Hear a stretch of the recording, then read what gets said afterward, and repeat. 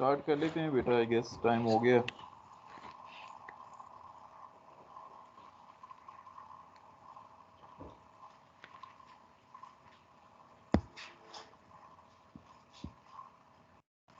जी sir जी, कर देते हैं, 10 मिनट ऊपर हो गए। तो सही है।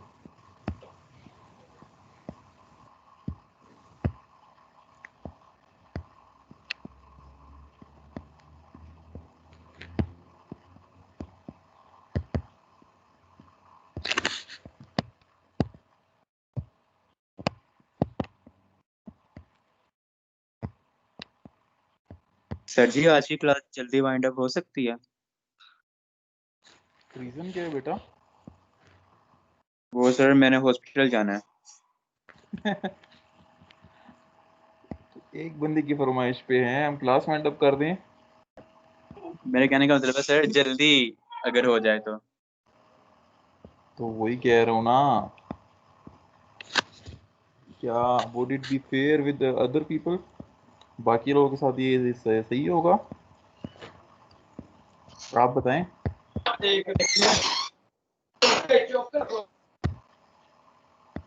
यार मेरी ऑप्शन नहीं आ रही इसके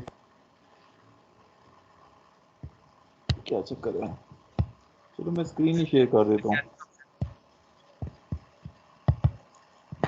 ठीक है बेटा, अब नजर आ रहे हैं लोगों को? जी सर।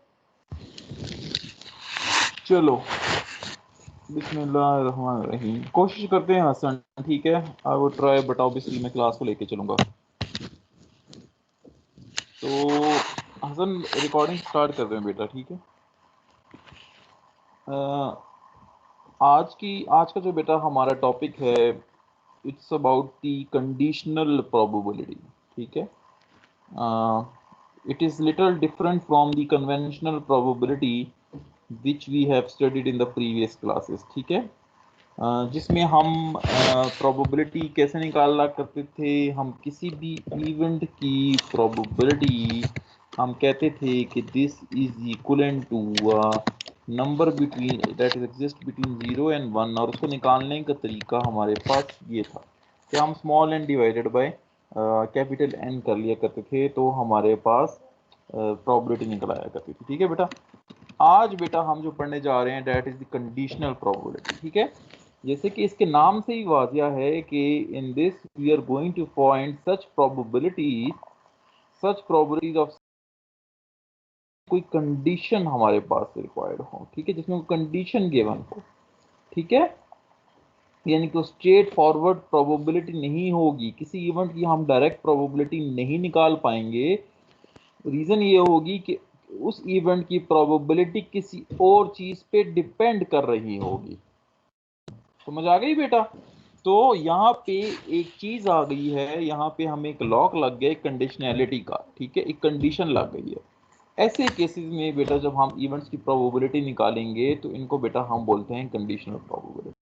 समझ? यानी कि एक इवेंट की प्रोबेबिलिटी निकाल रहे हैं, मगर उस इवेंट की प्रोबेबिलिटी डिपेंड करती है एक दूसरे इवेंट पे।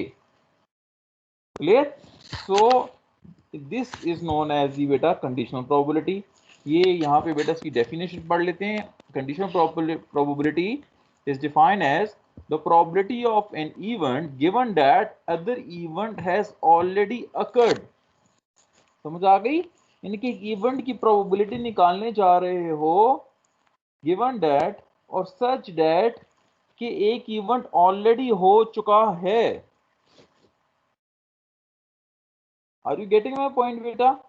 यानी कि फॉर एग्जाम्पल अगर अब डॉक्टर के पास कोई पेशेंट जाएगा बीमारी का बताने के लिए, तो बेटा डॉक्टर कैन ओनली डायग्नोज अगर वो कुछ टेस्ट लिख के दे दे। ठीक है, तो वो डायग्नोज होना, उसकी प्रोबेबिलिटी निकालना कि उसको ये बीमारी है कि नहीं है, ये डिजीज है कि नहीं है, this depends on another event. Event कौन सा है? यार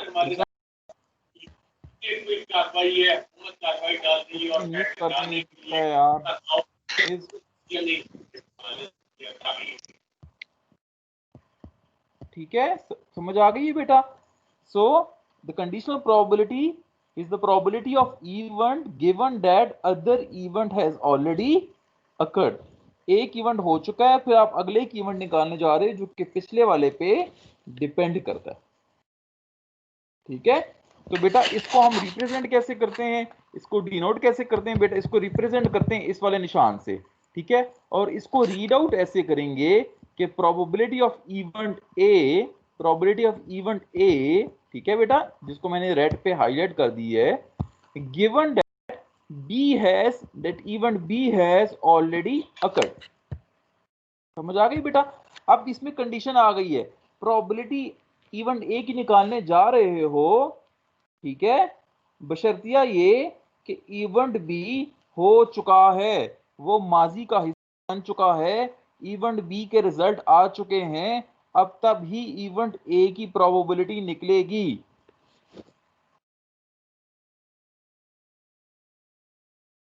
Is it clear?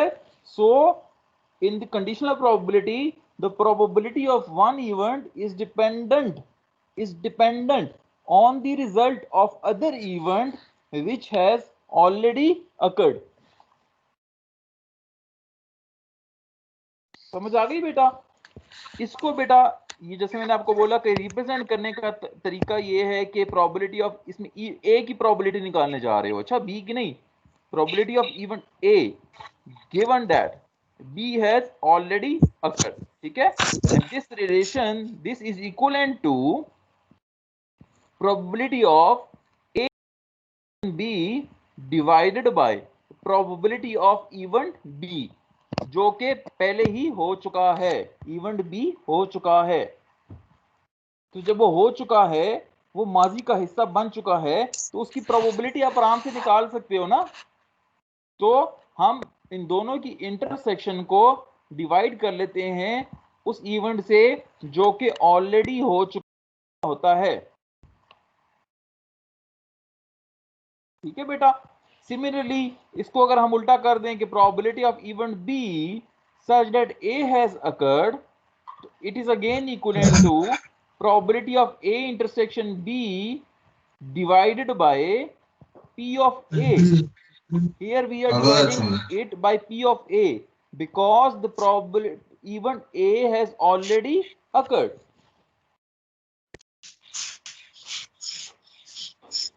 इसमें बेटा एक कंडीशन का ख्याल करना है, वो ये कि ये डिनोमिनेटर यानी कि P of B और P of A must be greater than 0. Obviously अगर ये ग्रेटर देन 0 नहीं होगा, ठीक है बेटा, और ये ऐसा इवेंट हो कि इसकी प्रोबेबिलिटी इक्वलेंट टू 0 हो जाए, तो फिर क्या हो जाएगा, फिर कंडीशनल प्रोबेबिलिटी इन्फिनिटी हो जाएगी ना। ठीक है, तो इसके लिए एक कंडीशन लाजमी है कि ये जो इवेंट ऑलरेडी अकर हुआ हो चुका होता है, इसकी probability must be greater than 0। बेटा यहां तक किसी का कोई सवाल, किसी को कंडीशनल प्रोबेबिलिटी की समझ ना आई हो, बेसिक थीम समझ आ गई है, इसकी बेसिक समझ आ गई है कि है क्या चीज ये।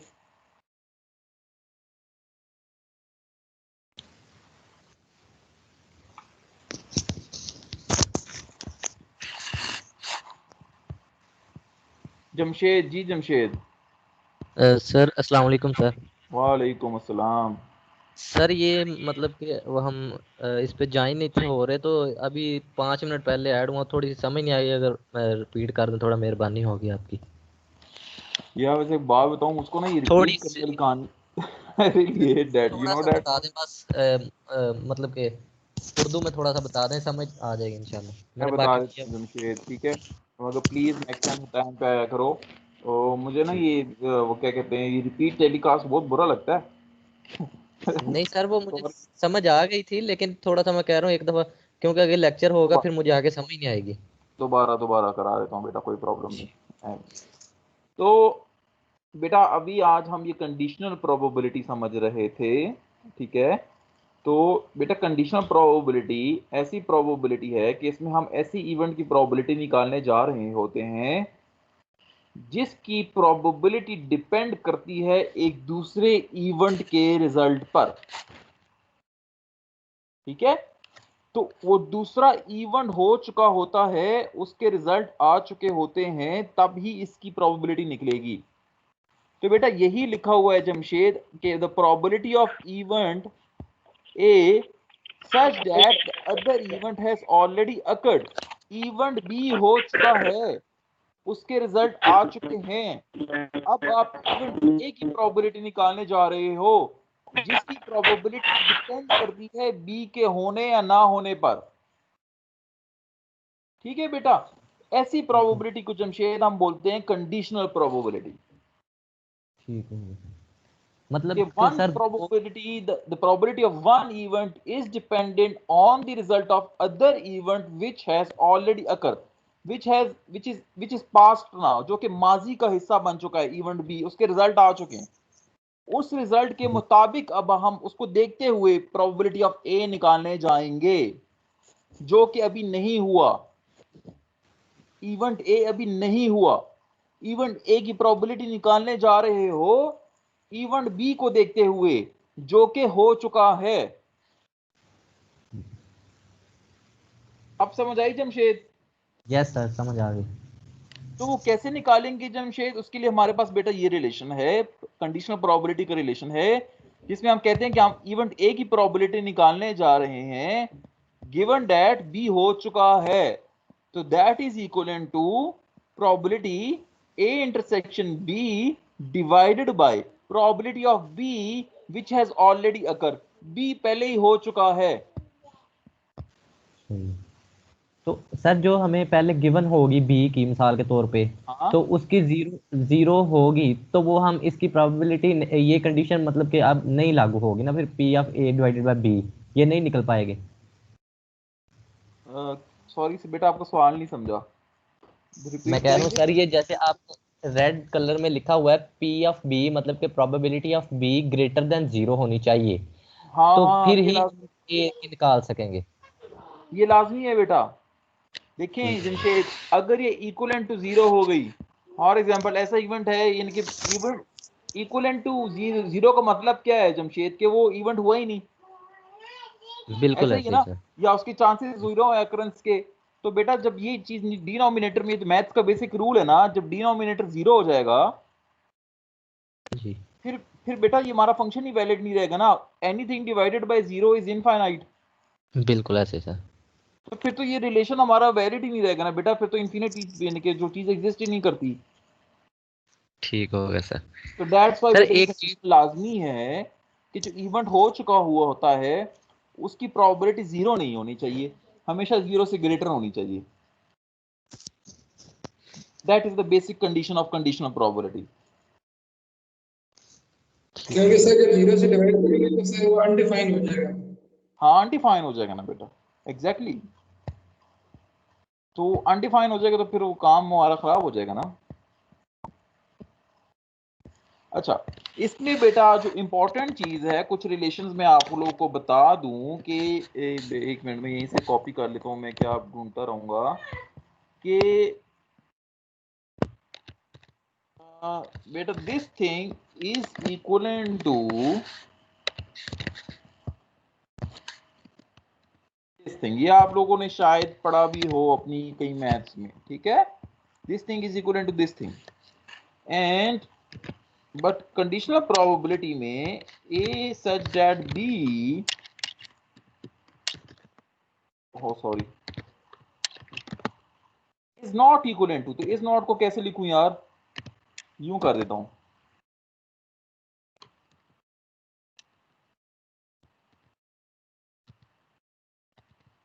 ठीक है। ये दोनों इक्वल नहीं है बेटा, ये दोनों डिफरेंट चीजें हैं। ये वाली चीज P of B given that A और P of A given that B, these are two different things, ठीक है। they can never be equal to each other,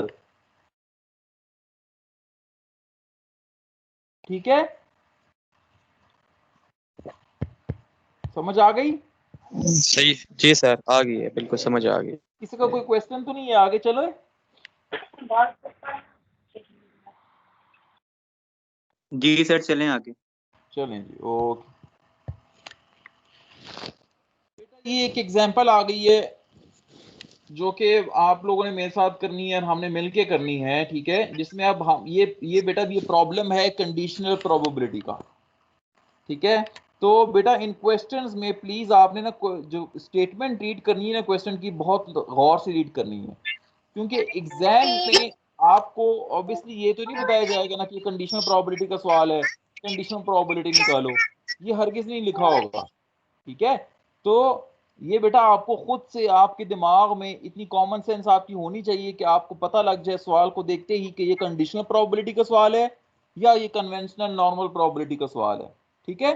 खैर वो सवाल को देखते ही पता लग जाएगा आपको कि ये कंडीशनल का है या कन्वेंशनल का है। अब ये सवाल देखते हैं तो देखते हैं कैसे हमें पता चलेगा कि ये कंडीशनल का सवाल है, ठीक है। तो बेटा ये क्वेश्चन हमें कहता है कि the probability that a regular scheduled flight departs on time, उसकी probability हमें given है 0.83. the probability that it arrives on time, ठीक है, टाइम पे डिपार्ट होना और टाइम पे अराइव होना, अराइव ऑन टाइम 0.82, इसकी भी प्रोबेबिलिटी हमें गिवन है। And the probability that it departs and arrive on time, it departs and arrive on time. And का वर्ड क्या होता है बेटा, ऑब्वियसली आप लोगों को पहले से पता है, इंटरसेक्शन का होता है। तो ये हमारे पास बेटा कौन सी डाटा गिवन है, ये probability of D intersection A given है, ठीक है, departs and arrive on time, ये है जी 0.78। अब आपसे सवाल में पूछा क्या जा रहा है, ये जरा देखिएगा, find the probability that plane arrive on time, please बेटा आपकी मुझे तवज्जो चाहिए, arrives on time given that it departed on time। समझ आई बेटा क्या हो रहा है? P पे डिवाइड कर लेंगे सर। P कहता है जी सर, प्रोबेबिलिटी ऑफ अराइवल निकालो, that it arrives on time given that it has departed on time। अब आपको बेटा कंडीशनल प्रोबेबिलिटी की समझ आई, जहाज Yes, sir. टाइम पे पहुंचेगा अगर वो टाइम से उड़ेगा, ठीक है। तो डिपार्ट होना कौन सा इवेंट है, जो कि ऑलरेडी हो चुका है, वो एक माजी का हिस्सा बन चुका है। क्लियर बेटा, आर यू गेटिंग मी? तो Yes, sir. समझ आ मैंने गया। एक यस सर, पार्ट आगे समझ। देखते ही मुझे पता चल गया, रीड करते ही मुझे पता चला गया कि भाई ये कंडीशनल प्रोबेबिलिटी का सवाल है। गिवन डैट का वर्ड आ गया ना, देखें गिवन डैट, ठीक है। तो बेटा इस तरह के कीवर्ड्स होंगे जिसको आपको पढ़ के आपको एकदम से पता चल जाएगा कि भाई कंडीशनल प्रोबेबिलिटी है, एक इवेंट ऑलरेडी हो चुका है और जो भी नहीं हुआ उसकी प्रोबेबिलिटी हमसे पूछी जा रही है, ठीक हो गया। तो हमसे इस सवाल में पूछा गया कि find the probability that plane arrives on time, तो हम ए की प्रोबेबिलिटी निकालनी है, given that it departed on time, तो गिवन दैट डी हो गया, ठीक है। तो this relation is equal to बेटा व्हाट, प्रोबेबिलिटी ऑफ ए, आप लोगों को पता है, ठीक है, इंटरसेक्शन, ठीक है। तो इंटरसेक्शन जरा ढूंढते हैं कहां पे, ये Intersection of D. Intersection D divided by, ठीक है, डिवाइडेड बाय क्या होगा आप लोग बताएं, कौन बताएगा? Probability of D. Very good यार, Departing. किसने बताया है? फिदा सर मैंने। वेरी गुड फिदा। क्यों भाई divide by P of D, क्योंकि पी ऑफ डी हो चुका है, ठीक है। ये हो अब चुका बेटा है। अब आप सिंपल डाटा डाल दें, P of A intersection D या डी ऑफ इंटरसेक्शन ए, भी मैंने आपको बताया एक ही चीज है, इसकी प्रोबेबिलिटी गिवन है 0.78 divided by probability of D given है आपको 0.83। क्या आंसर आया बताएं जी? 0.94। 0.94, ठीक है जी। अब देखते हैं बेटा इसका पार्ट बी करते हैं। पार्ट बी में हमसे पूछा जा रहा है बेटा, ये बड़ा इंटरेस्टिंग है, ठीक है। Departed on time given that it has arrived on time, P of D by A हो जाएगा। कितने चांसेस हैं कि भाई वो टाइम से उड़ेगा, यानी कि P ऑफ D हमें निकालना है, ठीक है बेटा। ओ सॉरी, गिवन दैट के, अब समझ आ गई बेटा आपको चीज की कि कंडीशनल प्रोबेबिलिटी से क्या मुराद होता है? Yes, sir. जरा बेटा प्रोबेबिलिटी निकाल लेते हैं, ठीक है। तो ये भी डिवाइडेड बाय, अब क्या डिवाइडेड बाय क्या होगा, डी या ए? Arrive Say. time, sir. Perfect. तो अगेन इट्स 0.78 डिवाइडेड बाय 0.82, तो क्या निकला आंसर? 0.95. 95। तो इसकी प्रोबेबिलिटी ज्यादा है उसकी कम, ये क्या हुआ वजह?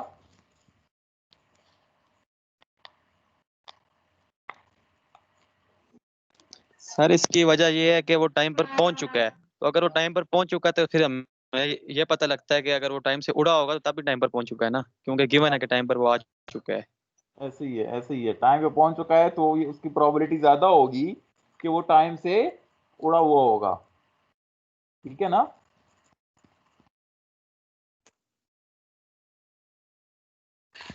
चलिए बेटा, आपको ये समझ आ गई है कि कंडीशनल प्रोबेबिलिटी को, मैं ये चाहता हूं कि बस आप एग्जाम में जब आपके पास सवाल आए ना तो आप देख के ही आपको पता चल जाए कि कंडीशनल का प्रॉब्लम है, ठीक है। तो ये आपको पता चल गया ना। जी सर। आगे चलें। Yes sir. अब बेटा हमारा टॉपिक है बेटा, जो कि नया एक छोटा सा टॉपिक है आपकी बुक में। वैसे बाय द वे ना, मैं आपकी बुक को स्ट्रिक्टली फॉलो कर रहा हूँ, जो लोग बुक को देख रहे होंगे उनको अंदाजा हो रहा होगा मैं आपकी बुक को स्ट्रिक्टली फॉलो कर रहा हूँ। नया आर्टिकल बेटा जो आपकी बुक में कंडीशनल प्रोबेबिलिटी के अंदर है, that is the conditional probability for independent event, ठीक है। अब ये बड़ी इंटरेस्टिंग सिचुएशन है कि भाई कंडीशनल प्रोबेबिलिटी इंडिपेंडेंट इवेंट्स के लिए क्या होगी। अभी तो हमने बोला कि ये दोनों एक दूसरे पे डिपेंडेंट होते हैं तब ही कंडीशनल प्रोबेबिलिटी निकलती है, ठीक है। तो अगर वो एक दूसरे पे डिपेंड ही नहीं करते, मतलब इंडिपेंडेंट इवेंट्स हैं, तो उनकी कंडीशनल प्रोबेबिलिटी क्या होगी, ठीक है बेटा। तो ये जरा देखते हैं बेटा, ये बड़ा इंटरेस्टिंग सा है, निकाल के देखते हैं, प्रूफ करके देखते हैं कि ये क्या होगा, ठीक है। तो लेट अस अज्यूम कि event A and B are independent, ठीक है, आर इंडिपेंडेंट। अब जब इंडिपेंडेंट है तो अब हम इनकी कंडीशनल प्रोबेबिलिटी निकालने जा रहे हैं। तो ये किसके बराबर होगा बेटा, ये ऑब्वियसली इंटरसेक्शन के बराबर होगा, ऐसे ही है ना। डिवाइडेड बाई किसके बराबर हो जाएगा, पी ऑफ बी के बराबर हो जाएगा। अब बेटा फॉर इंडिपेंडेंट इवेंट, ठीक है, for independent events you have studied that के probability of A intersection B A B is equal to what, कोई बताएगा? जीरो। कोई अच्छा, जीरो होगी सर जी। कोई अच्छा बच्चा। सर जीरो होगी इसकी प्रोबेबिलिटी। ये कौन बोल रहा है, एक मिनट मुझे नाम देखने दो। नुमान बशीर। ये नुमान बोल रहा है, कोई नुमान से इख्तिलाफ राय रखता हो?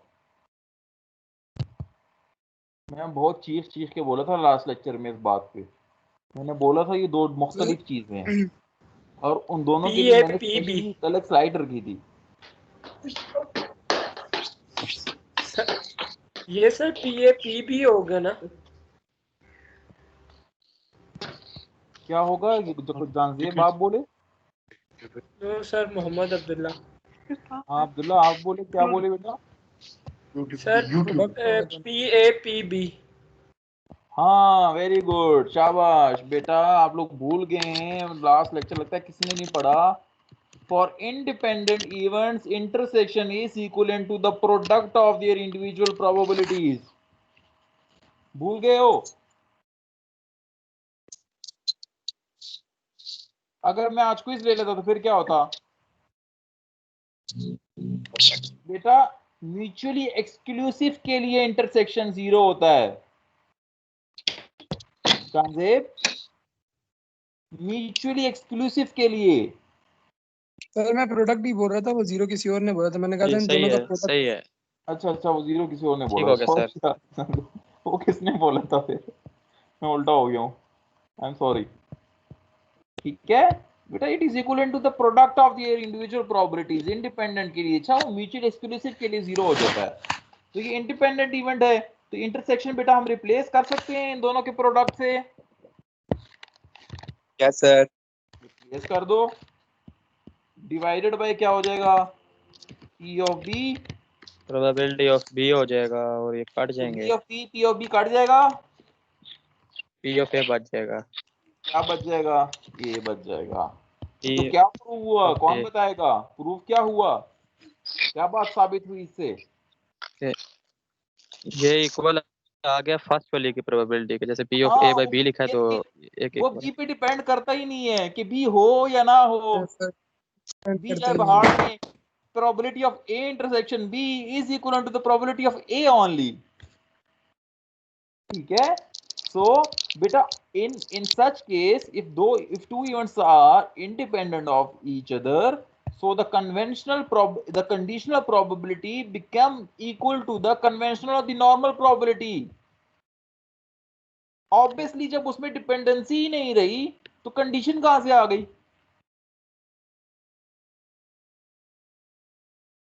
ठीक हो गया बेटा, समझ आ गई ये बात? इस सर ये ऊपर वाली स्टेटमेंट जी बेसिकली सर, प्रूव होगी। जी सर आ गया ऊपर समझ। वाली में क्या, सर मैं कह रहा हूँ ऊपर वाली स्टेटमेंट बेसिकली प्रूव होगी है, ये ऊपर वाली जो जो प्रूव हो गई कंडीशन है, लगी। प्रूव हो गई है बेटा, एग्जैक्टली प्रूव हो गई है। तो ये हमने मैथमेटिकली प्रूव कर दी है, ठीक है, हमें ज्यादा कहानियों में जाने की जरूरत ही नहीं है, we have proved it mathematically, हमने रिलेशन निकाल दी है, ठीक है, जी सर। एग्जैक्टली ठीक है, वेरी गुड, शाबाश।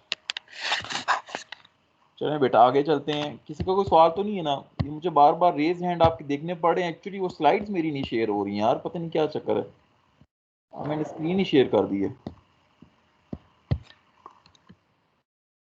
चलो बेटा ये एक अच्छी सी एक इंटरेस्टिंग सी एग्जांपल करते हैं जो कि अगेन कंडीशनल प्रोबेबिलिटी की है। मगर बात वही है कि ये तो अभी तो मैं आपको बता रहा हूँ और अभी आपको पता भी है कि कंडीशनल प्रोबेबिलिटी है, मगर एग्जाम में तो आपको नहीं पता होगा, ठीक है। तो ये प्लीज इस चीज को आपने देखना है और समझना है।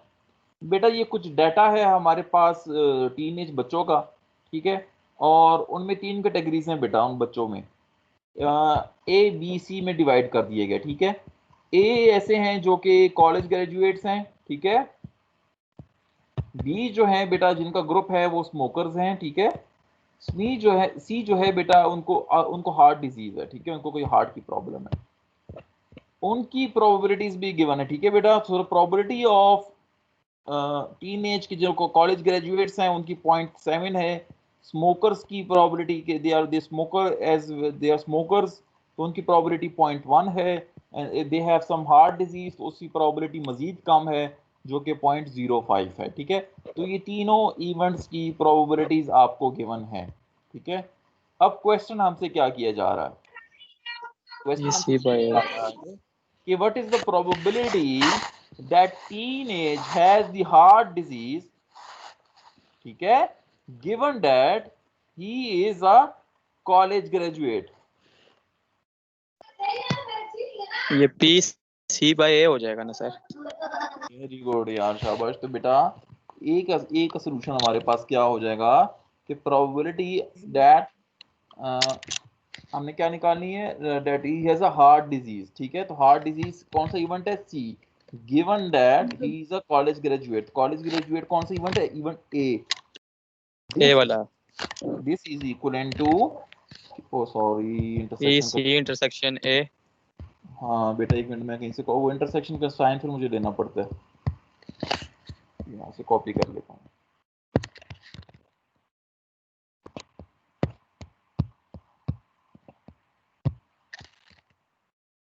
ओ सी क्या हो गया, Shit.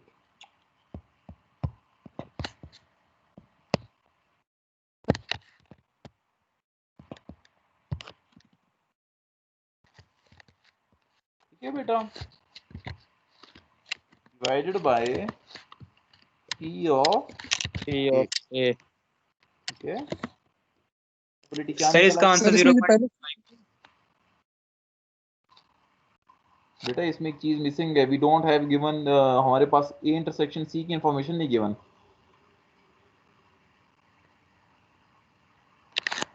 सर ये जो सबसे पहले वाला एक फार्मूला पड़ा था वहां से निकाल देंगे ना ये। जी जो अभी अभी पीछे सॉल्व किया है उसको ये लगा लें, पी ऑफ ए बच जाएगा, जैसे पी ऑफ ए ये इंटरसेक्शन सी जो है इसकी जगह पे वो लिख लेते हैं P of A and P of C। नहीं नहीं नहीं नहीं, एक मिनट बेटा, मैं एक ये मिनट में गिवन एक ही नहीं है मिनट ना, में म्यूचुअल है आपकी कि बुक, इंडिपेंडेंट है। आपकी बुक में मैं देखता हूँ बेटा, प्लीज एक मिनट। ये मैं देख लेता हूँ, मैंने लगता है सवाल आधा कॉपी कर लिए, एक मिनट में देखता हूँ, अभी बताता हूँ आप लोगों को।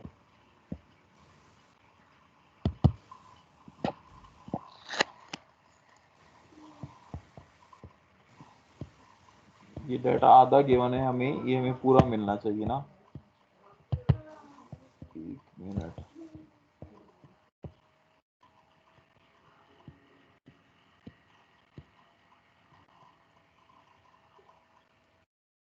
.035।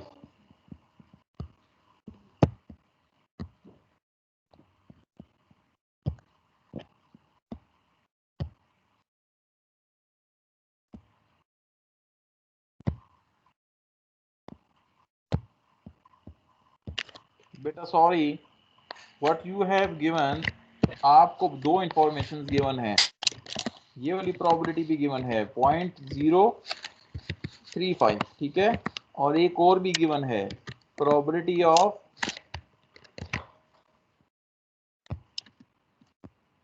इंटरसेक्शन सी की, ठीक है, एंड दैट इज 0.03। अब करो बेटा, कंप्लीट हो गया, sorry. So A intersection given है आपको कितना, 0.035 डिवाइडेड बाय कितना हो जाएगा, P of A. P of A कितने बेटा, 0.7, कितना आ गया आंसर, 0.7। 0.7 कितना आ गया बेटा, अगला वर्ड भी बताओ। 0.05। 0.05 किसने बोला था? अच्छा सर मैंने बोला था कि डिवाइड करेंगे 0.7 से। अच्छा अच्छा, अब बेटा अगला अगला पार्ट क्या है, that find the probability that they have heart disease given that they smoke। तो ये बेटा इसकी हमारे पास क्या हो जाएगी, हार्ट डिजीज, ठीक है, हार्ट डिजीज के लिए कौन सा है, C, given that they smoke, smoke के लिए कौन सा है, बी, तो that would be C by B। Equal, हाँ C by B। हाँ, सी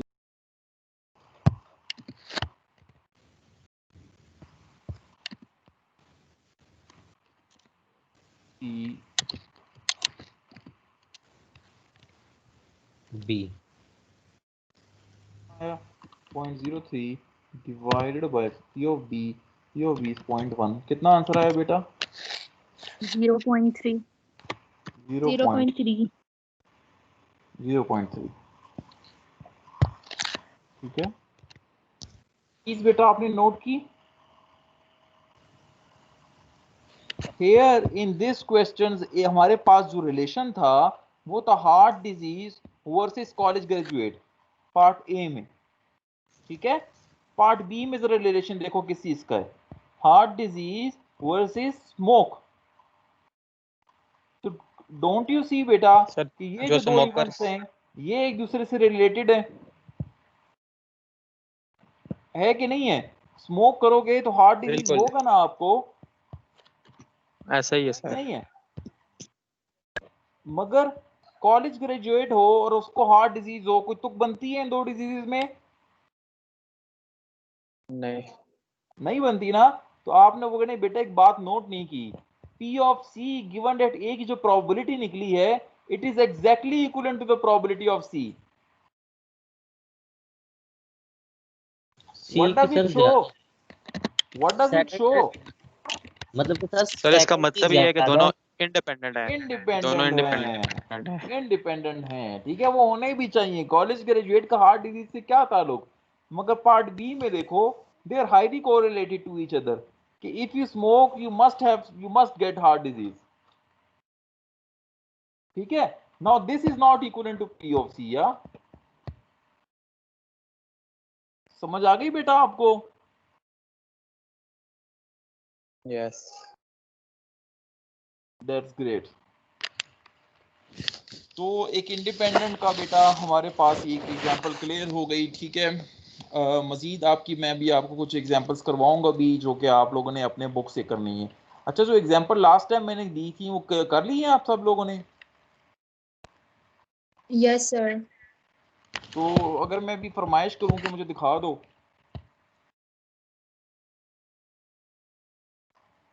हाँ तो दिखा सकते हो? यस सर, दो दिखा सकते हैं, और दो में सर एक दो चीज़ें समझ नहीं आई सर। यार एक काम किया करो बेटा प्लीज, कि जो नेक्स्ट टाइम मैं आपको काम करने को दूं ना एग्जांपल्स या इस तरह की कोई चीज़, तो प्लीज़ वो अपने पेज पे ज़रूर लिखा करो। क्योंकि मैं ना इस तरह फिर फरमाइश किया करूँगा कि मुझे दिखाओ, फिर आपको ना मुझे तेरे कैमरे में दिखाना होगा। सर की उसका है। उसका बेटा नहीं, अभी तो आपने किया है बेटा, पता नहीं बाकियों के पास है या नहीं है। तो फिर बेटा उसका ये होगा कि मैं ना यहाँ पे बस अपनी शीट खोलूंगा और आपके मार्क्स लिखता जाऊंगा, समझ रहे हो? सर मैं नोट्स बना रहा हूँ ना रेगुलर, तो जो वेरी काम आप गुड, देते वेरी हैं गुड उसके लिए वसीम, जगह छोड़ता हूँ, वो मैंने लिखी हुई है sir ji. Very good Waseem. तो ये बेटा ये होगा इसी तरह जिस तरह वसीम कह रहे हैं कि बेटा आप लोग भी अपना ना रजिस्टर बनाएं, और वो रजिस्टर में इस तरह का भी प्लीज़ ज़रूर नेक्स्ट टाइम, अभी तो चलो नहीं, शायद काफ़ी लोगों के पास नहीं होगा, आई विल चेक, ये आप लोग कैमरे में मुझे बाकायदा हर एक को अपना बुक दिखाएगा या रजिस्टर दिखाएगा जिसमें आप लोगों ने वो किया होगा, और यहाँ पे फिर मैं इसके मार्क्स एंटर करता जाऊँगा। और जिस बच्चे के पास नहीं होगा ना, जो जो मुझे नहीं दिखा पाएगा, ठीक है, तो बेटा उसके मार्क्स नहीं लगेंगे, ठीक है। तो इससे फ़ायदा ये हो जाएगा कि चलो जो बच्चे रेगुलर हैं क्लास ले रहे हैं, लेकिन अभी भी आपकी अटेंडेंस बहुत कम है, it's just 51 and I guess you people are 82 in number. तो इससे हमें ये फ़ायदा होगा कि जो बच्चे आएंगे रेगुलर उनकी उनकी इंटरनल अच्छी बनेगी, उनके मार्क्स उनको मिलते जाएंगे, ठीक है।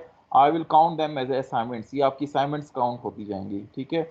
और दूसरा बेटा मुझे आपकी प्रोग्रेस का भी पता चलता जाएगा, ठीक है। तो अभी से मैं बता रहा ओके हूँ, सर।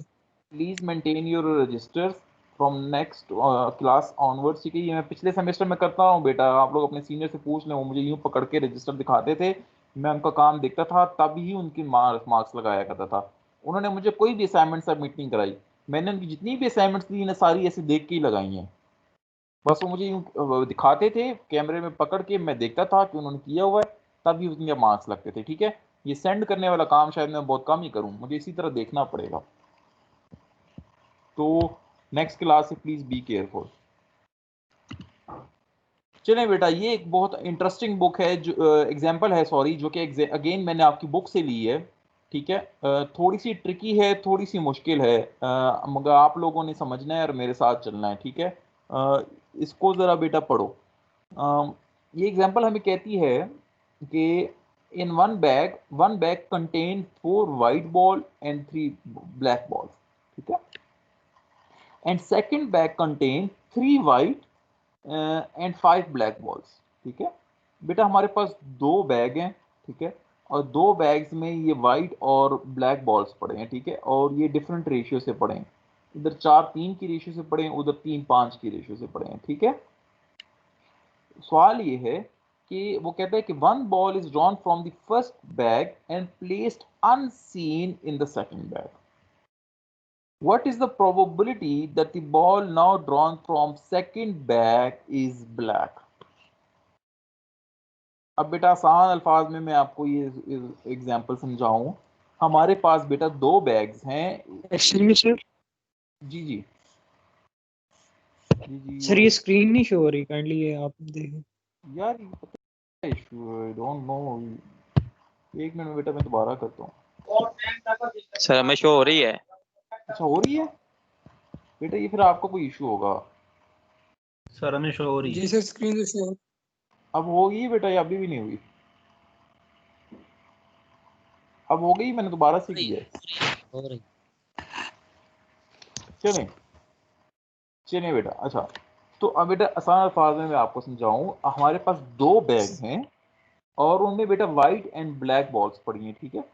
अब वो कहता है कि आपने पहली बैग से बॉल उठाई, ठीक है, और दूसरे बैग में रख दिया, बगैर देखे कलर को देखे बगैर कि कौन सा कलर आपने उठाया। आपने ये नहीं देखना, बस आपने आंखें बंद करके पहले बैग से बॉल उठाई और दूसरे में रख दिया, ठीक है, बगैर देखे। अब आप दूसरा इवेंट करने जा रहे हो।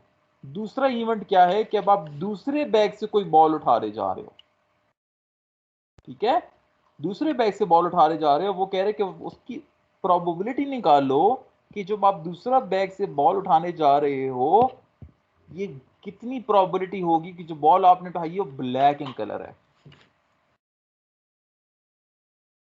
बेटा सब लोग प्लीज स्टेटमेंट पढ़ लें एक बार, समझ आ गई स्टेटमेंट? सर ये सेकंड की नहीं समझ आई। What is the probability that a ball now drawn from the second bag is black? इस लाइन की समझ नहीं है जमशेद। इसका मतलब ये है कि इवेंट एक इवेंट हो गया जो कि आपने पहले से दूसरे बैग में एक बॉल शिफ्ट कर दी बगैर देखे, उसकी समझ आ ठीक गई? है, इसकी तो समझ आ गई सर पढ़ते। अब बेटा आप दूसरी बॉल उठाने जा रहे हो बैग नंबर 2 से, ठीक है, तो वो ठीक कह हो रहे हैं क्या प्रोबेबिलिटी होगी कि जो बॉल आपने उठाई है वो ब्लैक है? सर इसका आंसर मैं बता सकता हूँ? यार कैसे बता सकते हो, चलो बताओ। जैसे कि वो इसमें असल में ऐसा होगा, हमारे पास एक बैग है, उसमें 4 व्हाइट बॉल हैं बैग 1 में। मैं बोलता हूँ बैग ए और बैग बी, 2 बैग्स हैं। ए वाले बैग में 4 व्हाइट बॉल हैं, 3 ब्लैक बॉल हैं, तो उसमें से, ठीक है, और दूसरे वाले बैग में 3 व्हाइट बॉल हैं और 5 ब्लैक बॉल हैं, ठीक है। हमने पहले बैग उठाई, वो बॉल ब्लैक है, इसकी प्रोबेबिलिटी 3/7 है, और वो बॉल व्हाइट है, इसकी प्रोबेबिलिटी 4/7 है। 3/7 की भी प्रोबेबिलिटी है, 4/7 की भी प्रोबेबिलिटी है, ठीक है। तो उसके बाद ये कि दूसरी जो बॉल है वो उठाई गई है सेकंड बैग में। अब या तो सेकंड बैग में टोटल 8 बॉल है, लेकिन अब हमने एक बॉल उसमें डाल दी है, वो 9 बॉल है, ठीक है। अब सेकंड बॉल में जो बॉलें हैं ना, उसमें प्रोबेबिलिटी ऐड करनी है। एक सेकंड, मुझे याद नहीं है। हाँ, from the second bag is black. उसमें अब ये था कि अगर दोनों पहले बॉल से भी अगर ब्लैक बॉल आई है तो फिर तो वो दोनों प्रोबेबिलिटीज ऐड होंगी, लेकिन अगर पहले से व्हाइट बॉल की लें तो फिर दोनों प्रोबेबिलिटीज मल्टीप्लाई होंगी। शायद कुछ ऐसे है, शायद मैं आंसर गलत दे रहा हूँ। चलो अब आप लोगों ने मूसा की कहानी सुन ली, अब जरा मेरी कहानी भी सुनो। जमशेद सर इसमें इंडिपेंडेंट डिपेंडेंट का भी चक्कर है ना? ऐसे ही है बेटा, वेरी गुड। अब जरा जरा सुनो प्लीज, जरा सुनो बेटा। This is totally conditional problem, this is totally conditional problem. Why this is conditional problem? बेटा क्योंकि जब आप दूसरे बैग से बॉल उठाने जा रहे हो, आपने प्रोबेबिलिटी निकालनी है कि उस बॉल की प्रोबेबिलिटी हो क्या भाई, ब्लैक होने की। ऐसे ही है ना? ठीक है बेटा। तो अब इसकी प्रोबेबिलिटी बेटा डिपेंड करेगी कि पहले बैग से जब आपने पहला बॉल शिफ्ट किया था दूसरे बैग में, कि क्या वो ब्लैक बॉल शिफ्ट हुई थी या व्हाइट बॉल शिफ्ट हुई थी। ये दोनों हो सकती हैं सर, कंडीशन दोनों है ना, हो सकती हैं। तो व्हाइट भी बेटा हो दिस सकती इज है। टोटली लेकिन सर व्हाइट बॉल की कंडीशनल, प्रोबेबिलिटी ज्यादा होगी। कंडीशनल प्रॉब्लम बेटा। ऐसे ही है कि भाई उधर से पहली वाली बॉल कौन सी शिफ्ट हुई, अगर ब्लैक शिफ्ट हुई थी तो फिर तो ब्लैक की प्रोबेबिलिटी और ज्यादा हो जाएगी, है ना। यस सर, अगर यस वो व्हाइट 6 शिफ्ट हो हुई तो फिर तो प्रोबेबिलिटी कम हो जाएगी। Yes. So now the event जिससे आप दूसरी बॉल निकालने जा रहे हो बैग नंबर 2 से, this is dependent, this is dependent on the very first ball जो कि आपने पहले बैग से दूसरे बैग में शिफ्ट की थी बगैर देखे। ऐसा है कि नहीं है बेटा? बिल्कुल सर। ऐसा ही है ना। तो बेटा इसमें अगर अब हम इसको ना ब्लैक को बी से रिप्रेजेंट करें और वाइट को से रिप्रेजेंट करें डब्ल्यू से, तो बेटा अब हम किस चीज की प्रोबेबिलिटी निकालने जा रहे हैं, हम निकालने जा रहे हैं प्रोबेबिलिटी ऑफ B2 की, मतलब जो कि बैग 2 से उठाई जा रही है। ऐसे ही है ना, प्रोबेबिलिटी ऑफ ब्लैक 2। बट बेटा क्या आपको नहीं लगता, एक मिनट मुझे कुछ, कि ये B2 सब में नहीं हो सकता। एक मिनट एक मिनट, इसको नीचे कैसे करूं बेटा, इधर वो आ नहीं रहा, कैसे होता है ये ऑप्शन, इसको नीचे करना समझ आ रही है ऐसे भी। आ रही है ना? ये B2 नीचे है, ठीक है, समझ लो, ठीक है। B2 इंटरसेक्शन, ठीक है, सच दैट, ठीक है बेटा, ये आपको नहीं लगता कि ये दो कंडीशंस बन रही हैं, B1, ठीक है, और प्रोबेबिलिटी ऑफ B2 अगेन, ठीक है, एक मिनट, इंटरसेक्शन, ठीक है, W1 ऑफ, ये देखें बेटा, आपको नहीं लगता बेटा कि आपके पास ये दो कंडीशंस बनेंगी, आप प्रोबेबिलिटी ऑफ इवेंट बी निकाल रहे हैं, B2, ठीक है, but with the intersection and क्या, एंड सच के B1 वाज ट्रांसफर्ड। जो पहली बॉल बैग 1 से बैग 2 गई थी, वो कौन सी गई थी? ब्लैक वाली। एक तो ऑप्शन ये हो सकती है बेटा, ऐसे ही है ना? देखें, अगर पहली बॉल उसमें ब्लैक चली गई, ठीक है, तो फिर B1 काउंट करोगे ना, और अगर उधर से गई थी व्हाइट वाली, या सर कंडीशन ही दो है तो फिर यही होगा सर, और दरमियान में क्या आ जाएगा बेटा? और का साइन आ जाएगा, मतलब या ये होगा या ये होगा। ऐसा है कि नहीं है? बिल्कुल सर। जी सर। बेटा ये intersection of B2 and B1 में क्या रिलेशन बनेगा? क्या आपको नहीं लगता कि ये टोटल कंडीशनल प्रॉब्लम है कि probability of B2 given that B1 was transferred हो चुका है इनटू प्रोबेबिलिटी ऑफ B1। ये रेड का जो है, रेड के लिए मैंने लिखा है, ठीक हो। क्या आपको नहीं लगता कि ये इंटरसेक्शन इसके बराबर हो जाएगी? ऐसे ही है सर। कंडीशनल प्रोबेबिलिटी की बेटा, अगर ब्लैक उठाई जाएगी तो ऐसे ही होगा। ऐसे ही होगा। और का साइन किससे रिप्लेस कर दोगे? सॉरी, यूनियन से प्लस से ना, यूनियन का मतलब प्लस सर। या बेटा, एंड इस अब दूसरे W की निकाल लें, probability of B2/B1 W2 given that W1 B2/W1 sorry W1 B2 given that W1 was transferred into divide P of W1। आई बेटा समझ कहानी या नहीं? समझ आई आपको? तो we have use the relation of conditional probability बेटा, मगर हमने उल्टा कर दिया है। B2 given that B1 is equivalent to what? B2 intersection B1 divided by B1, तो वही रिलेशन है मगर थोड़ा इधर उधर हो गया। हाँ,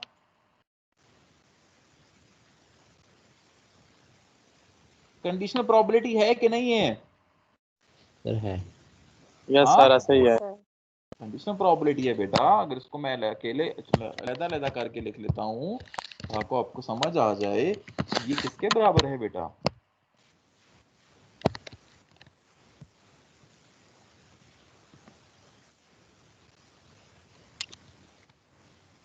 क्या वही चीज नहीं है? अब देखो, क्या वही चीज नहीं है जो हमने वहां लिखी? सर वही चीज है ना बेटा। तो देखिए सवाल थोड़ा सा ट्रिकी था। अच्छा, तो सवाल स्ट्रेट फॉरवर्ड नहीं था। तो प्रोबेबिलिटी में ना, मैं अब आपको बताऊं, सवाल को सॉल्व करना में कुछ नहीं रहता। प्रोबेबिलिटी में सवाल का स्टेटमेंट बनाना ही सब कुछ होता है। अगर आपने बेटा ये स्टेटमेंट सही तरह बना ली ना, ये वाली स्टेटमेंट जो कि हमने अभी बनाई है, तो पीछे तो कुछ रहता ही नहीं है। ऐसे ही है ना? So the making of statement is very very important in probability बेटा। ठीक है, अभी तो आपने बस सिंपल वैल्यूज पुट करनी है, तो वैल्यूज पुट करते जाओ। B2 गिवन दैट B1, इसकी प्रोबेबिलिटी कौन निकालेगा? B2 probability of B2, black उठाने जा रहे हो सच दैट वहां से ब्लैक आई थी, तो सेकंड बैग में कितनी बॉल थी टोटल? 3 + 5 8 थी ना? एक उधर से आ गई बेटा, तो 9 हो गई। 9 हो गई, 9 हो गई है। ऐसे ही है। और कौन सी वाली आई? ब्लैक आई। वाइट। अब सर ब्लैक आप आई, वाइट वाले पे कर रहे हैं यहाँ ब्लैक पे आप, ब्लैक। लेकिन सर आप साल नीचे पहले वाइट वाली पे कर। मैं कह रहा हूँ बेटा, ये B2 और B1 की प्रोबेबिलिटी निकालो, ये वाली निकालो। ठीक होगा सर। ठीक है, तो इसकी प्रोबेबिलिटी कैसे निकलेगी बेटा, वो पूछ रहा हूँ ना। ब्लैक शिफ्ट हो चुकी है वहां पे सेकंड बैग में, ठीक होगा, ये 9 हो गई हैं। तो टोटल ब्लैक कितनी हो गई? 6 डिवाइडेड बाय कितना होगा? डिवाइडेड बाय टोटल कितनी 9 हो गई? 9। वो सैंपल स्पेस था, 9 होगा। Into sample space into probability of B1, तो B1 की क्या प्रोबेबिलिटी है? B1। B1 sir black 1। इस टोटल की निकालेंगे फिर जितनी भी बाल्स हैं ये उसमें। अब ये B1 है बेटा, B1 मतलब बैग 1 से, तो बैग 1 में ब्लैक की प्रोबेबिलिटी क्या है? 3/7 3 डिवाइडेड बाय 7 7। वेरी गुड, शाबाश। प्लस B2W1 की निकालो। सर सेकंड बैग में व्हाइट बॉल आ गई, तो व्हाइट कितनी हो गई? 4 और टोटल कितनी हो गई? अगेन 9। 4/9। और W1 की प्रोबेबिलिटी निकालो। W1 की 3/7। 3 है, पहले बैग में 3 है व्हाइट। नहीं 4 है सर। हाँ, शाबाश जी अरूज। ये जो आपने 4/9 लिखा है यहाँ पे 5/9 नहीं होना चाहिए क्योंकि वाइट एक और ऐड होगा। एक ऐड भी 5/9 होना चाहिए। Yes sir. Yes sir second bag में नहीं आई थी वो। Second bag। Perfect. Second bag में आई थी ना। सेकंड बैग में ब्लैक कितनी है? 5 है ना? 5 है भाई, 5 है। परफेक्ट। सर ये मतलब ये कैसे आप कर रहे हैं? देखें ये ये जो अभी जो आप लाइन लिख रहे हैं, मतलब कि जो लास्ट वाली लाइन है उसमें PB जो बेटा जो के रूज ने पॉइंट रेस की, ये वाला ये सर इसमें देखें 5/9 कैसे आया है? ये सर देखें मेरी बात सुनिएगा कि जो ना मेरे पहले भाई, देखो मेरे भाई मेरी बात सुनो। जब वहां पे व्हाइट ट्रांसफर हो गई तो ब्लैक कितनी है उसमें? सेकंड बैग व्हाइट ट्रांसफर हो गई, जी ब्लैक कितनी है? 5 टोटल कितनी हो गई? 5/9। ठीक है सर। ठीक हो गया। और रूज ने बिल्कुल ठीक पॉइंट रेस। गुड रूज, शाबाश बेटा। ये सारे क्वेश्चन है, सारे क्वेश्चन है। जी जी, इसका आंसर बता दें मुझे, क्वेश्चन करें। किसी ने कैलकुलेट किया? हर क्वेश्चन जी क्वेश्चन करें, आंसर बता दें, मैं कह रहा हूँ बस। सर मैं क्वेश्चन ये कर रहा हूँ जी कि ये जो लिखा हुआ हमने प्रोबेबिलिटी B2 डिवाइडेड बाय मतलब स्लैश W1, तो ये हमने डायरेक्ट कैलकुलेट करके लिख रहे हैं, तो जो पहले भी फार्मूला पढ़ा था हमने वो नहीं यूज करना, मतलब इस तरह डायरेक्ट ही लिख लेनी है यहाँ पर। कौन सा वाला फार्मूला बेटा? अभी सर एक पढ़ा था ना कि B2 intersection W1 divided by W1 की प्रोबेबिलिटी। बेटा वही तो रिलेशन हमने यूज किया है, मगर हमने क्या बेटा, हमने ये बोला, हमने ये इंटरसेक्शन, ये चीज जो है हमने बोला कि ये इक्विवेलेंट है किसके? इन दोनों के प्रोडक्ट की। जो चीज यहाँ डिवाइड हो रही है और मल्टीप्लाई हो जाएगी। वही तो फॉर्मूला हमने यूज किया है। आंसर 0.603 यार। एक मिनट, 0.03 मैं लिख लेता हूँ, मगर ये जिसने सवाल किया था उसको समझ आ गई? जी सर आ गई है। बेटा वही रिलेशन हमने यूज किया ना। प्रोबेबिलिटीज अब कैसे निकालेंगे? प्रोबेबिलिटीज हम उसी कन्वेंशनल मेथड से निकालेंगे, ठीक है, कि total divided small n divided by capital N, ठीक है। ये थोड़ा हम इनडायरेक्ट निकाल रहे हैं, आपकी बात से मैं एग्री करता हूँ। मैं समझ गया हूँ कि आप बेटा आपका सवाल क्या है कहने का, बट ये थोड़ा सा इनडायरेक्ट है। मगर बेटा भी प्रोबेबिलिटीज में ऐसे ही चलता है, you have to use your common sense little bit, ठीक है।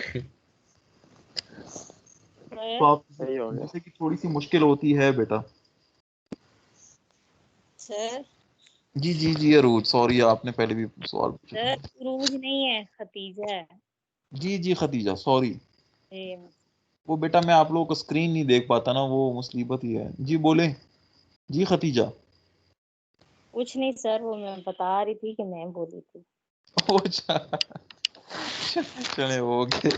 अच्छा किसी का कोई सवाल बेटा इस क्वेश्चन में? This is bit tricky, this is the example of your book and example number is 2.36। ठीक है, प्लीज ये अपने बुक में जरूर देख लीजिएगा। बुक में उसने सॉल्व करते हुए थोड़ी बहुत अंग्रेजी भी लिखी है, उसको भी पढ़ लीजिएगा। ठीक है, ये आपकी बुक की एग्जाम्पल है। You must revise, you must do this example जब आप उस बुक से गुजरें। ठीक है, अभी किसी का कोई सवाल बेटा? बुक में आंसर डिफरेंट आया है सर। है ना करो यार। 0.0603 है यार क्या कहाँ गलती हो गई है? सर 0.603 आंसर है। अच्छा सर कैलकुलेशन गलत की है। 0.603। नहीं नहीं मुझे ने यही बताया था, क्या कह रहे हो? 0.603 बताया था। 0.03। अच्छा चलो मैंने गलत लिखा होगा। खैर बेटा आंसर डजंट मैटर, बस आपकी इक्वेशंस ठीक हो ना। मुझे कोई बच्चा यहाँ तक ठीक करके दे देना, आंसर बेशक गलत हो, मुझे कोई परवाह नहीं है, मैं उसको फुल नंबर दूंगा। समझ गए हो? ठीक है, आगे चलें बेटा। जी सर कोई और एग्जांपल कराएं। अच्छा बेटा अब हम ना प्रोबेबिलिटीज निकालेंगे कुछ इलेक्ट्रिकल सर्किट्स की। ठीक है, तो उन इलेक्ट्रिकल सर्किट्स की प्रोबेबिलिटी निकालने के लिए हमें कुछ डिजिटल लॉजिक्स की एनालॉजी पढ़नी पड़ेगी। ठीक है, यानी कि हमें कुछ उनमें एक दूसरे में कंपैरिजन करना पड़ेगा। ठीक है, तो उन इलेक्ट्रिकल सर्किट्स को सॉल्व करने के लिए बेटा हमें इन इंटरसेक्शन, यूनियन और कॉम्प्लीमेंट को यूज़ करना पड़ेगा। ठीक है, और इनको हम कैसे यूज़ करेंगे बेटा? इनको हमें यूज़ करना पड़ेगा कि हमको ये गेट्स इनकी हेल्प चाहिए होगी। ठीक है, तो बेटा प्रोबेबिलिटी में जब आपके पास आ जाए एंड गेट, एंड गेट क्या होता है बेटा? कोई मुझे बताना पसंद करेगा? आप लोगों ने एंड गेट पढ़ा होगा। उधर क्या कहते हैं? मल्टीप्लिकेशन।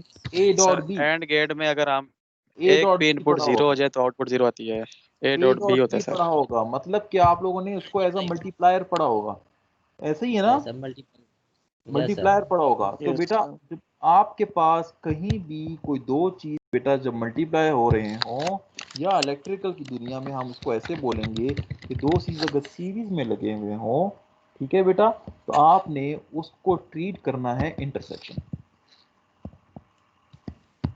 समझ आ रही है आपको कि अगर कोई दो चीजें सीरीज में लगी हुई हैं, ठीक है, फॉर एग्जांपल दो रजिस्टर सीरीज में लगे हुए हैं। ठीक है बेटा, मैं यहाँ से बना देता हूँ 1 मिनट आपको ताकि समझ आ जाए।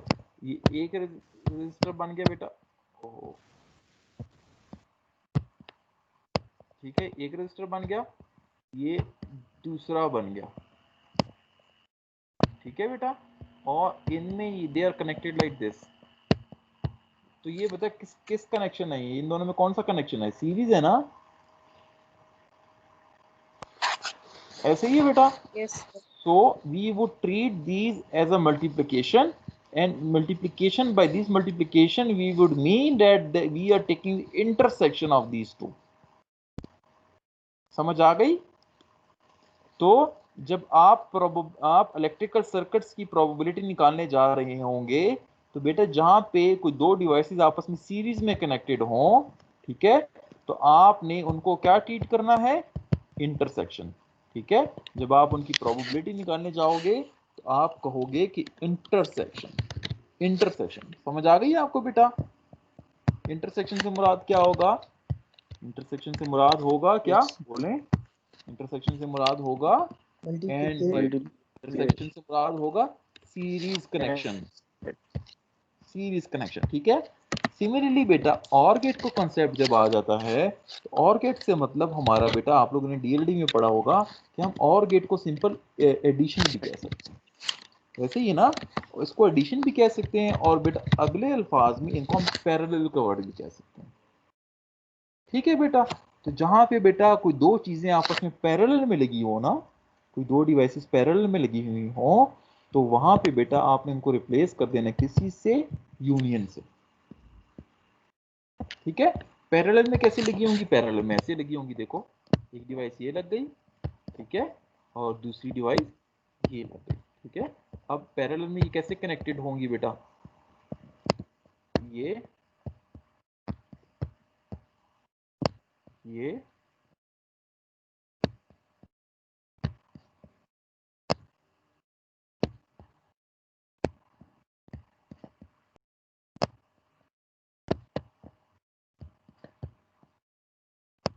बेटा क्या ये दो पैरेलल में है,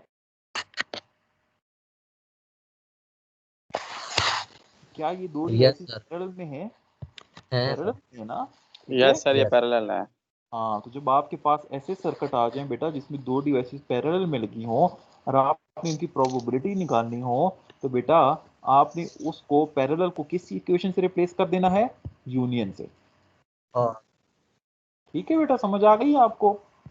और बेटा जहां पे बेटा कॉम्प्लीमेंट आ जाए, ठीक है, ये नॉट गेट, नॉट गेट मतलब बेटा कि डिवाइस इज नॉट वर्किंग, ऐसे ही है ना, स्विच होता है ना 0 1 1 क्या हो जाता है, 0 हो जाता है, ऐसे ही है ना बेटा? यस। तो जहां पे बेटा आ जाए ना कि डिवाइस नॉट वर्किंग, तो इसका मतलब ये होगा कि आपने उस डिवाइस का आपने क्या ले लेना है, कॉम्प्लीमेंट ले लेना है। विदाउट कॉम्प्लीमेंट होगा कि, और जब आप उसका कॉम्प्लीमेंट ले लोगे तो इट्स मतलब क्या होगा कि नॉट वर्किंग। समझ आ गई आप लोगों को बेटा ये चीजें? हाँ जी जी, कोई सर जी सवाल? इसका आंसर 0.603 निकला है मेरा, 38/63। एग्जांपल 2.3। खुदा के मेरे तुम्हारी सुई कहाँ अटकी हुई है, ये इधर आ जाओ मूसा, वो एग्जांपल खत्म हो चुकी है, इधर आ जाओ, एनालॉजी पे आ जाओ, डिजिटल लॉजिक पे। सर अगली स्लाइड नजर ही नहीं आई, आप जरा अगली स्लाइड लगाए ना और अपना कर्सर हिलाने की कोशिश करें, देखते मेरे पास हिल रहा है कि नहीं। स्क्रीन का थोड़ा सा इशू आ रहा है, पता नहीं क्यों। यार आप लोगों को क्या नजर नहीं आ रहा जो मैं पढ़ा रहा हूँ? सर आ रहा है, इधर हिल रहा है।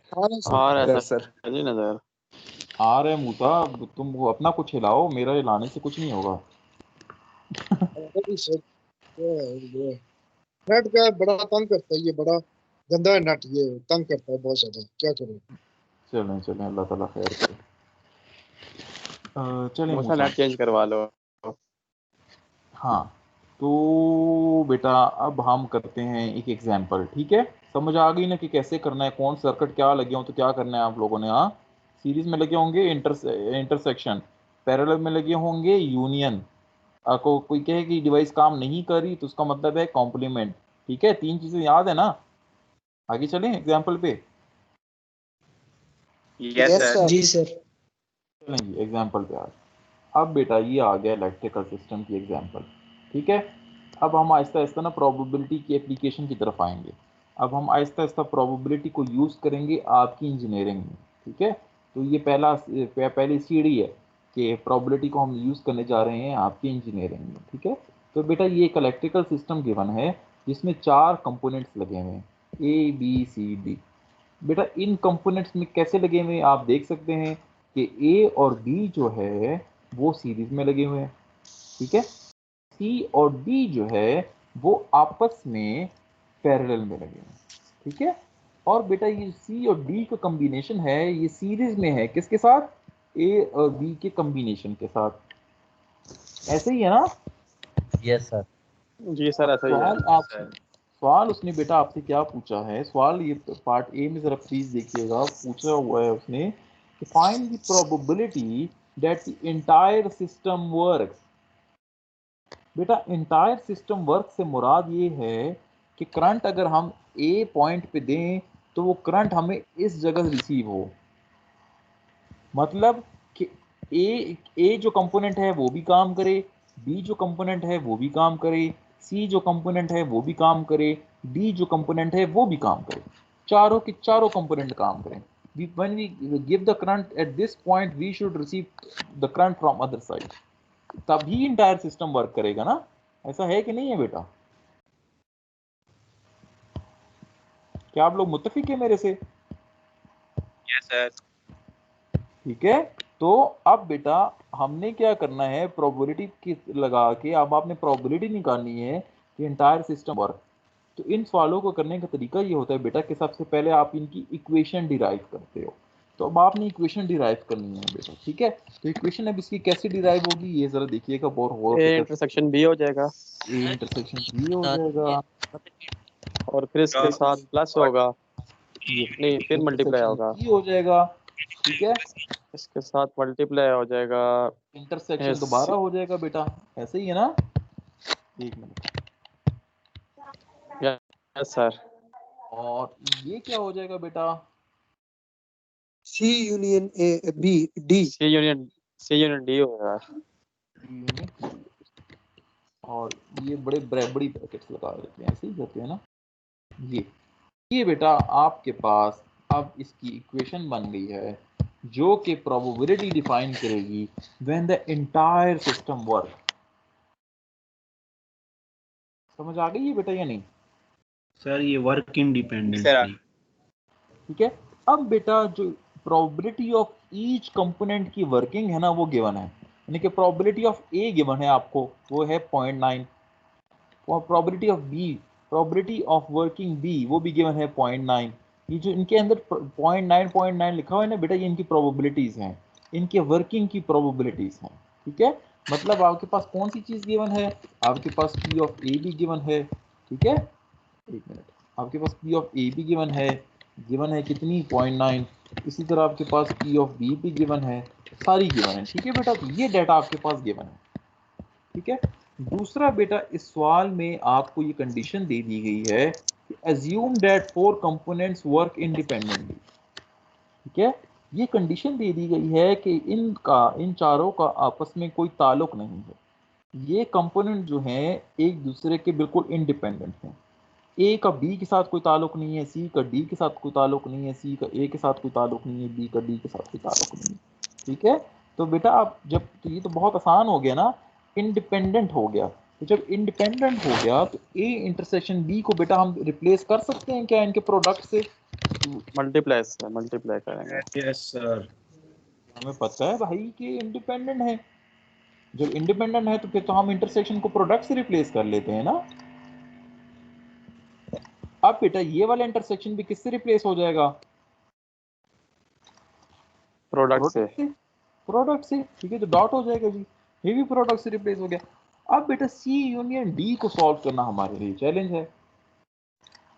सी यूनियन डी के लिए हमारे पास कोई ऐसा रिलेशन है कि इस तरह का अलग अलग इंडिविजुअल प्रोबेबिलिटीज में बन जाए? यूनियन डी की वैल्यू हमारे पास नहीं गिवन। सवाल में देखें कहीं आपको सी यूनियन डी गिवन है बेटा? सी यूनियन डी की प्रोबेबिलिटी गिवन है? नहीं गिवन ना, आपको सिर्फ उनकी इंडिविजुअल प्रोबेबिलिटीज पता है, ऐसे ही है ना। तो आप मुझे बताएं कि सी यूनियन डी के साथ ऐसा क्या करें कि इंडिविजुअल प्रोबेबिलिटी में कन्वर्ट हो जाए? इसको हो जाएगा probability of A plus B plus probability of A union B, I think ऐसा। वेरी गुड, जिसने भी बोला बेटा देखें हम यहाँ पे एक रिलेशन यूज कर सकते हैं। एक मिनट अभी बताता हूँ, मुझे ये साइन चाहिए होगा बेटा। हम जानते हैं कि हमने एक रिलेशन पढ़ा हुआ है, हमने एक रिलेशन पढ़ा हुआ है कि सी यूनियन बी, ठीक है, is equivalent to probability of C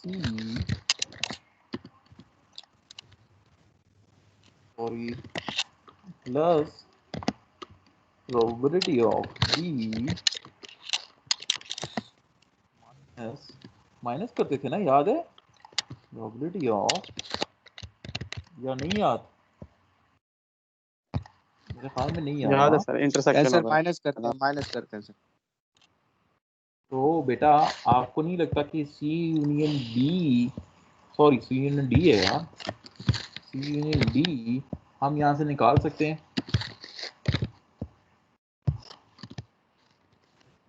है कि नहीं है? इस चीज को बेटा, क्योंकि इंडिपेंडेंट इवेंट है, तो इसको हम क्या लिख सकते हैं, इस इंटरसेक्शन को,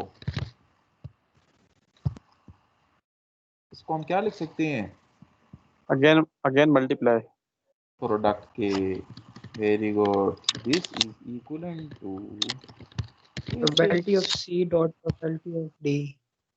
अब आपके पास सारी वैल्यूज मौजूद है ना, पी ऑफ सी मौजूद है, पी ऑफ डी मौजूद है, पी ऑफ सी मौजूद है, पी ऑफ डी मौजूद है, प्लग इन करो, क्या आंसर नहीं निकल आएगा क्या? तो इस तरह सर करके निकल बेटा आ जाएगा। हमने यूनियन को कन्वर्ट कर दिया है इंडिविजुअल प्रोबेबिलिटीज की इक्वेशन में। ये हमें करना पड़ा। हमें क्यों करना पड़ा? क्योंकि हमारे पास सवाल में ऐसा डाटा गिवन था कि सिर्फ इंडिविजुअल प्रोबेबिलिटीज गिवन थी, हमारे पास यूनियन या इंटरसेक्शन इस तरह की कोई प्रोबेबिलिटी गिवन नहीं थी। ठीक है, तो फिर हम क्या करते हैं कि हम अपनी इस इक्वेशन को, जो कि हमने मेन इक्वेशन बनाई होती है, इसको हम सिंप्लीफाई करने की कोशिश करते हैं कि हम इसको इतना सारा सिंप्लीफाई करें कि इंडिविजुअल प्रोबेबिलिटीज की फॉर्म में इसकी इक्वेशन बन जाए और हम अपना आंसर निकाल लें। एक और भी तरीका कर सकते थे, एक और भी तरीका कर सकते थे। एक और तरीका क्या था? एक और तरीका ये था बेटा, अभी लिखता हूँ यार, तो ये कॉपी मेरे से नहीं,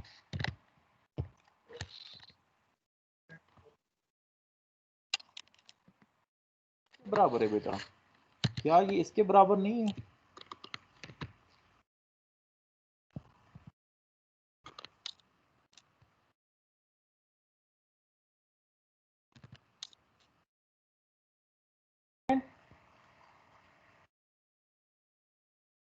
इसके बराबर है कि नहीं है? जल्दी बताओ।